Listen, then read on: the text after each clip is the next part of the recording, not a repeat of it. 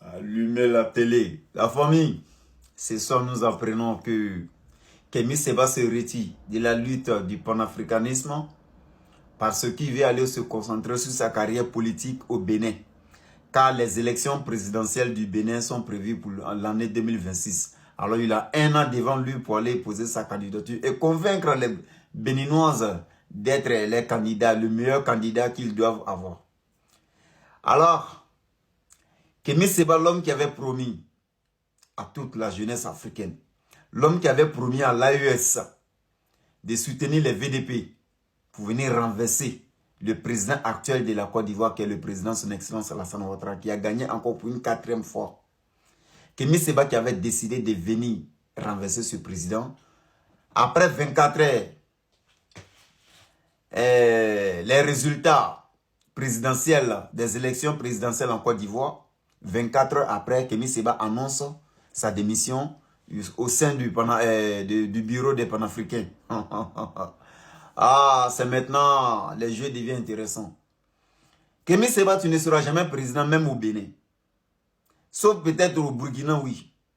Parce qu'au Bénin, là-bas, là, nous allons tout faire. Tu ne vas pas gagner là-bas. Les Béninois qui vont laisser, même si Kémy Séba gagne 10% même, là, c'est qu'il a trop gagné au Bénin. Parce que le Bénin, si vous voulez vraiment la paix dans votre pays, ne laissez même pas Kémy Séba s'intéresser à la politique du Bénin. Parce que même s'il échoue, il est capable de créer une rébellion au Bénin et demander de l'aide aux Russes pour pouvoir avoir des armes, pour combattre le pouvoir actuel et massacrer des pauvres citoyens béninoises. Alors si vous voulez vraiment éviter cette massacre, ne votez jamais ce monsieur. Ne le laissez même pas s'intéresser à la politique du pays. Parce qu'il n'a pas l'esprit d'une personne qui peut faire développer un pays. Car le combat de Kémy Séba n'est pas visé sur le panafricanisme, mais sur un pays. Parce que si on prend le combat de tous les panafricains, l'unique pays qu'il vise, c'est la Côte d'Ivoire. Je pense que si on dit un panafricain, il faut viser tout ce qui est illégal, tout ce qui est anormal dans tous les pays. Pas seulement qu'un seul pays. Sinon, si ces panafricains s'opposent à la candidature du président son excellence Alassane Ouattara pour une 4e fois en Côte d'Ivoire, pourquoi il n'est pas s'opposer aussi à la candidature de Paul Biya, qui est candidat pour une 8e fois et qui a gagné encore pour une 8e fois au Cameroun? Pourquoi ces panafricains ne visitent jamais le Cameroun? Les Nathalie Nyang, les Franklin Yamsi et M. Bazor. Ces gens qui n'arrêtent pas d'attaquer la Côte d'Ivoire matin, midi et soir, soit disant qu'ils sont contre le 4e mandat du président Alassane Ouattara. Non, moi je dis plutôt c'est pas ça le problème. Le problème est que l'AES a besoin de la Côte d'Ivoire. L'AES a besoin du port de la Côte d'Ivoire. L'AES ne peut pas aller en avant sans la Côte d'Ivoire. Alors ces gens sont capables de sacrifier la vie de toute la population ivoirienne pour placer quelqu'un pour venir pour juste l'intérêt de leur pays.